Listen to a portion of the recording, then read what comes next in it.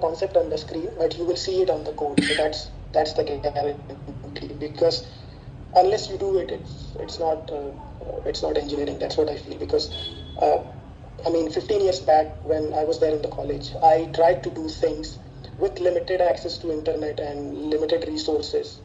I was limited to what I could do, but you guys have gone way beyond. With internet, you can just rock and roll. So you can just do everything. All of this, what's on the screen, you can feel it. You can actually write it, and yeah, just code it. Yeah, we'll be then switching. So we will be looking around NLP foundations, and then we will switch to LLM core mechanics that covers your transformer architecture, what it is, and how it does, why we need LLMs, and what are hyperparameters, what is hallucination. We will be going in depth of all of this. Yeah, this is the most important and the most anticipated concept that we will be learning, the RAG. It's called Retrieval Augmented Generation. What it is, I'll show you in a while. And then, yeah, what is chunks? What are the strategies around chunk? How do you construct an index? Yeah, some dense and sparse retrieval, those sort of things will do. Yeah. So on a nutshell, this is how the RAG looks like. So if you look at ChatGPT or Copilot or whatever the tools you use, I'm hoping you use Claude and things like that. You just type it gives you something, right? So it's basically your query, and then it's processing, Claude or GPT or Gemini processing, and then giving you a response, right?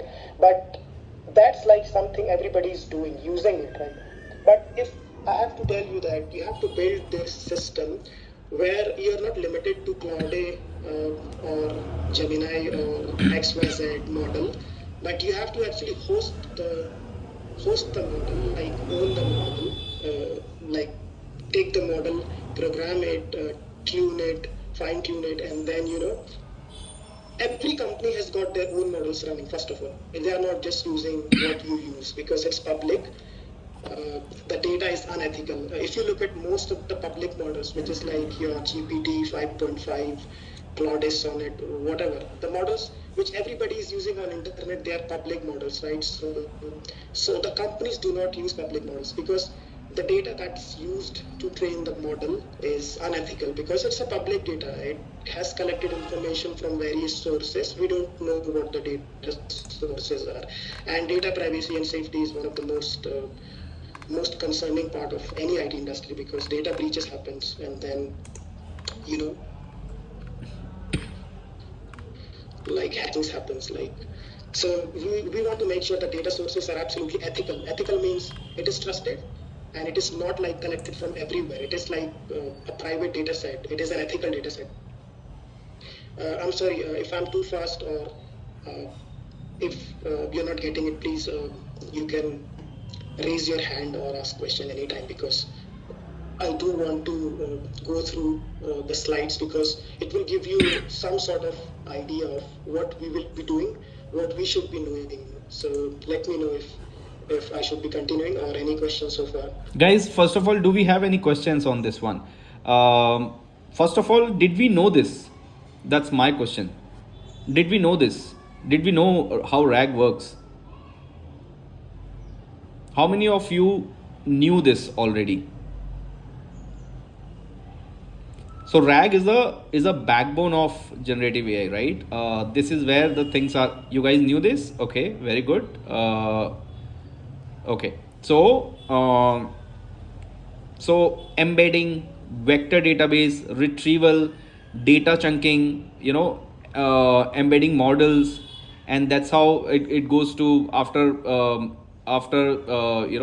these path. The query goes to LLM, and that's how the refined output comes back, and it comes as an output. So if we know this is the, and this is where generative AI plays an important role, because this is how your output, whatever the prompt that you guys are giving, it gets generated in a form of in a right form, right, in a refined form.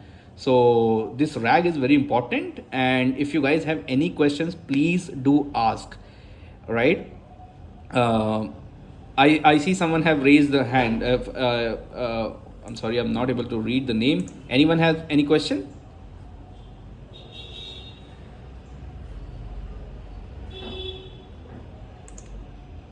Okay, I think I asked Ravi. them to raise the Ravi, hand if you are able Ravi, to you are catch it. raising the hand. You have a question, or you're saying you knew RAG already?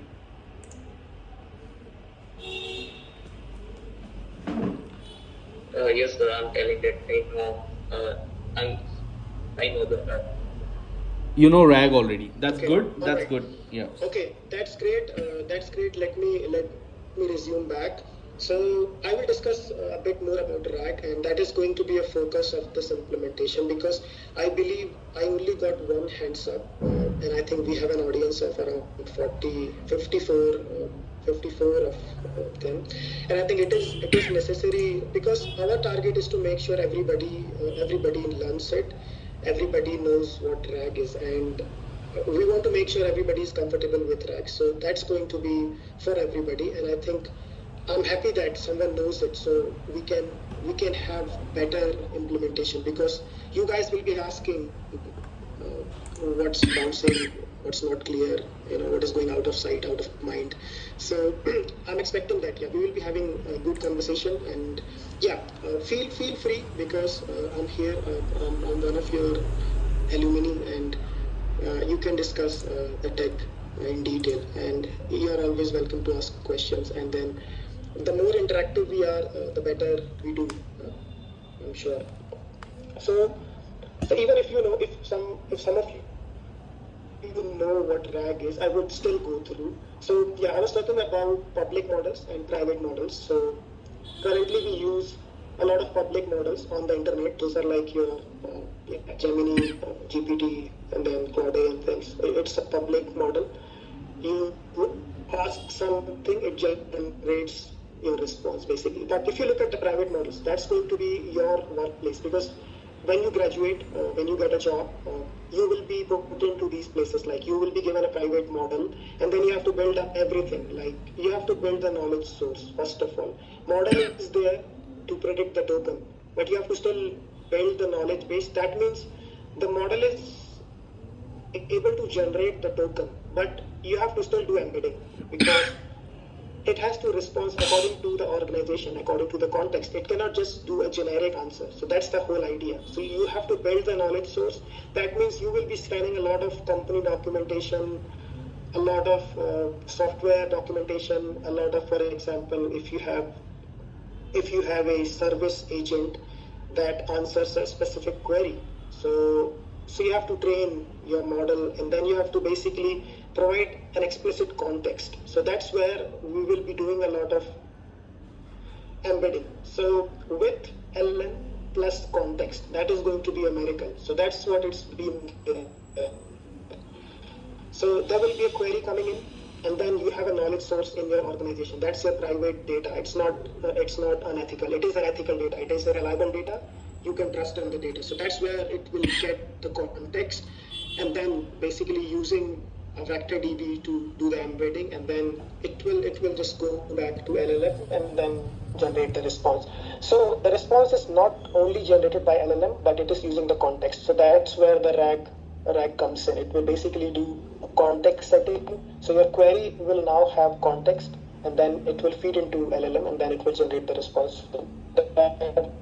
That's the whole flow. So this is an important idea. This is what we call the first step of generative AI. So when you know how to implement this whole thing, then you are somewhere on the step one of AI engineering or data generative AI things. So I think this is going to be our focus, and this is where we will spend a lot of time in setting up all of this using programming languages like Java, Python, whatever toolings framework is available. We will be using all of them. Okay.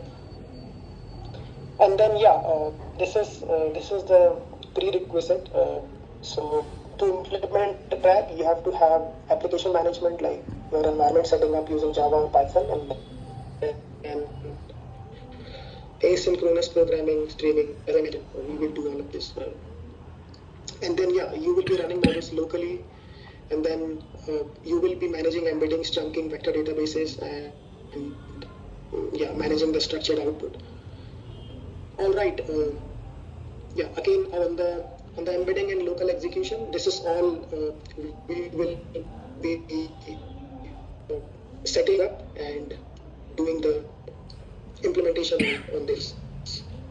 So that includes the tokenization, the running model I talked about, Ollama.